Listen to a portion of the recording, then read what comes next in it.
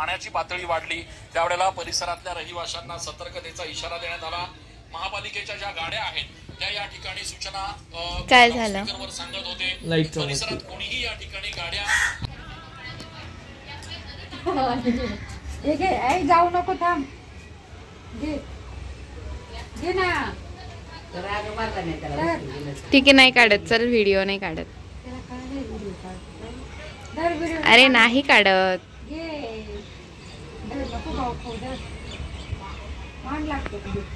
कावळे सोबत कळाला मी सकाळी उचकून देतो राग मारला आला का तरी हा म्हणूनच त्याने घेतलं नाही सकाळी मी त्याला उचकून दिलं माझ्या लुगड्यावरून आई फोन मध्ये बघत आहे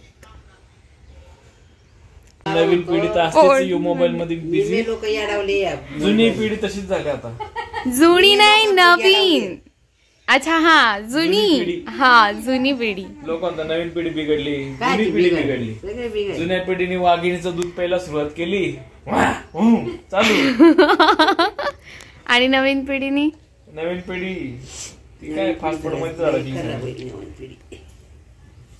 फास्ट फूड खात येत नाही काहीच करता येत नाही नवीन पिढीला आणि जुन्या पिढीला जुनी पिढी वाट बघू राहिली काय जायची वाट बघू राहिली जुनी पिढी जायची वाट बघताय मला नाही बोलायचं काय केलंच नाही ना तुम्हाला मला नाही बोलायचं आता अरे पण मी काय बोलली पण नाही हा मी ह्यांना काही बोलली पण नाही तरी पण बोला ना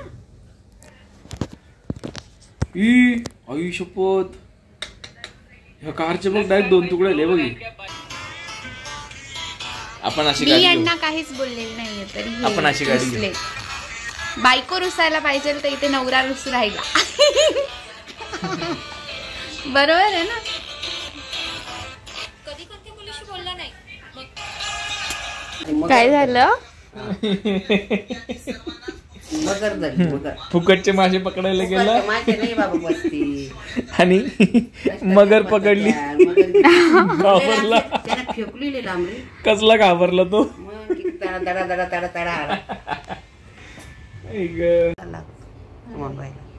पण त्याने दुनियाला भांड्याला बाईला हे करा ते करा अरे पण तू काय करतो फक्त स्वयंपाक करायला मी काय करतो सांभाळायचं मी करतो नाही हा म्हणजे मी करती चांगली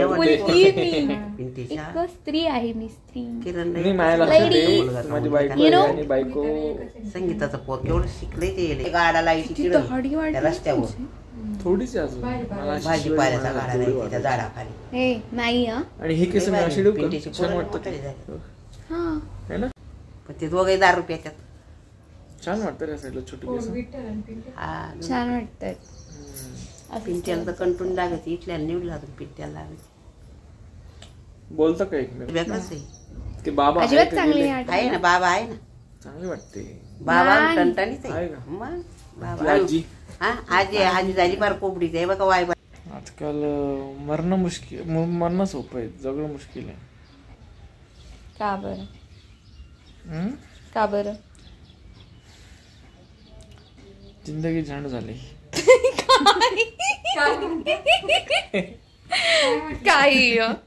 काही जिंदगी झंड झाली सगळ्यांची का बरं मग बघ ना ते गुहेतलं जीवन किती भारी होतं मस्तपैकी टेन्शन नाही काही नाही भीती होती थोडंसं हे होतं बघ की कधी पाऊस येईल कधी वाघ येईल सिंह येईल पण मग त्यावेळेस असं नव्हतं ना कामाला जा पैसे कमवा घर घ्या पोरगी पटवा तिला पिक्चरला न्या मोबाईल घ्या मग असं काही नव्हतं खायचं म्हटलं का कसं मस्त आपलं नांगडं फिरायचं जंगलामध्ये कुठं पण गुहे घायत राहायचं बस टेन्शन नव्हतं काही ही नाते जापा हे करा ते करा काही नव्हतं डोक्याला